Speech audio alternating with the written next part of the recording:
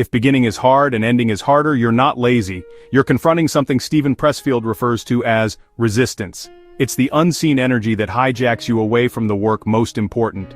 This book sends a straightforward message: don't wait until you're ready.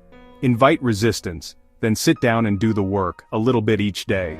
Remember when you wanted to write, to practice, to design, to study, to build, and at the very end, you had to do something else. Clean the room, check the phone, create a new plan, assist someone with their task. Resistance is cunning. It sounds intelligent and compassionate. It says, you need to research some more, or wait until Monday, or you should serve others first.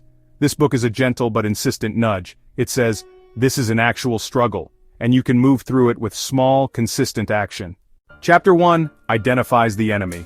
Resistance shows up when we set our sights on work that belongs to our soul. Writing a book, launching a business, transforming our health, learning a craft, making art, telling the truth, quitting a bad habit. The closer the work to the life we desire, the more resistance. Resistance is a lover of procrastination. It tells us start tomorrow, after we secure the perfect tool or find the perfect moment. It's a lover of distraction. It doesn't matter if the distraction is work like email, cleaning, new outlines, as long as we don't actually work. It's a lover of perfectionism.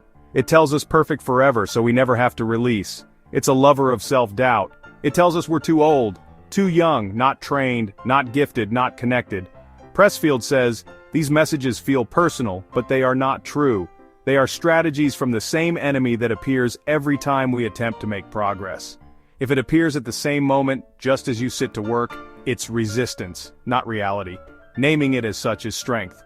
When you can say that's resistance, you make room to take action even when fear is speaking. This first chapter also discusses how fear is fuel for resistance and fear is a guide. If you fear doing something because it is important to your growth and it may change your life, that fear can guide you to the work you must do. Fear in this case is not the stop sign. It is a sign that you are approaching something great. The rule is straightforward. If two things are risk-free and the one thing scares you in a positive way, try to walk towards the one that invites you to grow. Chapter 2 provides the simple remedy: turn pro. Turning pro is not about celebrity or fortune, it's an attitude. A professional arrives on a schedule, gets the work done, and delivers even when it's terrible, even when they don't want to. A pro has working hours. A pro has a start routine and a finish routine. A pro doesn't wait for mood to begin. Amateurs wait for mood, but professionals begin, and mood will follow, quotes Pressfield. He lays out his routine. Same time every day, same location, word count target, 6 days a week. The words at first are crude. That's okay. The objective is to sit at the desk and write. For you, it may be brush on canvas, fingers on keyboard, hands on instrument, head in study notes, or feet on the training grounds. The rule is the same: short session, today. Going pro has boundaries. A pro saves the morning, if she can, for hard, deep work. A pro practices like brushing teeth. It gets done no matter. A pro keeps identity small, not I'm a genius, but I'm a person who shows up to my session. This serves bad days. If the plan is to show up for the appointment, not to be good, then just being there is a win. You can cut tomorrow. You can do better next week. But today, you sat down. That is the habit that conquers resistance. Chapter 3 discusses the enigmatic assistance that arrives after you arrive. The Muse. Pressfield employs ancient language, but the message is straightforward. When you arrive many consecutive days, something begins to greet you. A good line arrives. A stuck problem opens. A person emails at the perfect moment. A new way appears in your head while you are in the work. Call it luck, call it flow, call it the brain getting ready. The label doesn't matter, the pattern does. Inspiration comes to those who are working. You don't command the moment of magic. You command showing up for it. This is why rituals work. Same chair, same tea, same music, one simple blessing or quiet thought like, help me do this honestly today.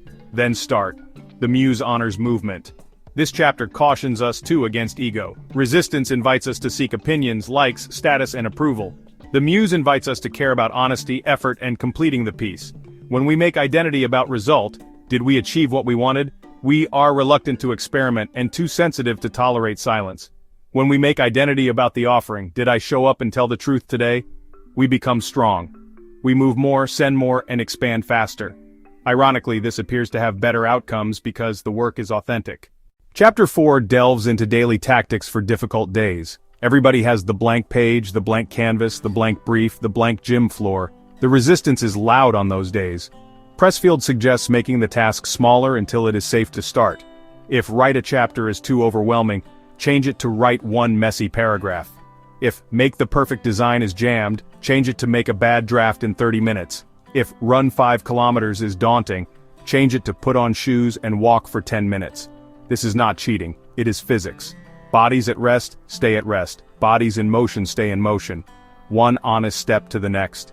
Develop a start ritual that gets your brain into work mode. It can be as simple as clearing off the desk, closing the windows, setting the timer for 25, 40, or 60 minutes, writing the first terrible line, and promising to keep your hands in motion. If a new worry comes up, jot it on a small pad and deal with it later. Your only job is to keep body and work and mind lightly engaged with the task. When the timer sounds, stop, stand up, breathe. Write the next tiny step for tomorrow. This loop makes the session feel safe. Safety is more important than drama. Drama is resistance's go-to food. Perfectionism falls here as well. Pressfield calls perfectionism resistance in a tuxedo. It is all dressed up as high standards, but it is actually disguising itself as fear. The cure is separating drafting from judging. Draft to discover, not to impress. Judge later. Professionals get it done on a deadline. They accept that most good work comes from many completed cycles, not one tortured, perfect attempt. Quantity leads to quality because it gives quality more chances to appear. Look at the early work of your favorite artists. It was lopsided. What changed them was the discipline of finishing and learning and finishing again. Chapter 5 discusses self-sabotage, envy, and how we do not do the work we most want to do. We keep ourselves busy with useful things for others, so we will not have to do our own terrifying work. We are heroes in other people's stories and ghosts in our own. Pressfield is kind but adamant. If there is a call inside you, write this, build that, learn this, and you do nothing about it for years, your life will be suffering. The suffering can manifest itself as anger, envy, chaos, addiction, or constant drama. The remedy is small and quiet. Admit the actual work you want to do in one simple sentence. Say it to yourself first. Next, do the smallest daily action that sets you in that arena for a short time. Do not declare a great dream. Do not wait for permission. Just keep your word to yourself. Little by little, the work will speak for you. This chapter redefines fear again. Fear is typically a map. If something intimidates you because it requires truth and because it requires expansion, take one step in its direction. Not all fear is something good to chase, of course. But in creative and meaningful work, fear will probably be pointing at the door you must push open. Take spaces in which you feel a little unprepared, and stay long enough to become familiar with them. If this is still beginning to sound like another speech on discipline, take one test tomorrow. Set aside a 2-hour block. Set the phone in another room. Write the first horrible sentence or produce the first rotten sketch in the first 5 minutes. Say to yourself, this is okay to be horrible. Keep going. When you feel like quitting, break the task down and do 10 more minutes. Fill up the window, then check how you feel. Let results, not mood, be the judge. Chapter 6 deals with craft and life. Money, meaning, ambition, humility, seasons of work, and rest. Pressfield does not protest against money. He protests against money ruling. When money rules, you chase trends, you worry, and you lose the voice that started it.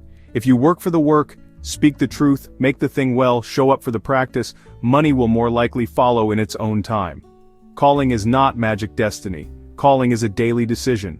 If you listen to a voice within you and it says, do this, and you do it, you will change. You will be more disciplined, more humble, more bold, and more generous. You will honor other people's battles because you know your own. You will be less jealous because you are busy. 10 years go by whether you start or not. If you start 10 years later, you will be somebody else for the better. This chapter also describes seasons. There is a season of apprenticeship. Imitate the masters, learn the tools, make many little things. There is a season of shipping. Pick a cadence and set dates. There is a season of sharpening. Learn, rebuild, and level up skills. There is a season of rest. Refill the well with walks, books, friends, and quiet. Resistance attempts to blur them. It tells you to work when you should rest and rest when you should work. Professionals work when scheduled and rest when scheduled. That simple rhythm safeguards the long game. Another section of this chapter is environment and community. Surround your practice with reminders that make it easy to begin. Find colleagues who also arrive. Don't compare results, compare practice. Check in with one another. Did you keep your session today? Share little victories, share actual misses. This keeps the way warm. The War of Art is a little book with a big purpose. It forces us to see resistance so we stop talking about it as me. It invites us to be pro today, not after one more class or one more tool. It honors inspiration but reminds us to meet it halfway, with steady hands and work on the table. It gives us little tricks for bad days and a brave vision for good ones. If you're stuck, you're not alone, and you're not finished. Sit down. Lower the bar for perfect. Raise the bar for showing up. Get today's little piece done. Tomorrow start again.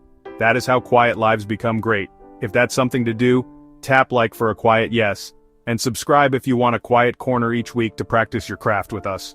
Share with one friend who's still holding out for the right time. Tomorrow is a right time. 5 minutes is a right start. Let's win small every day.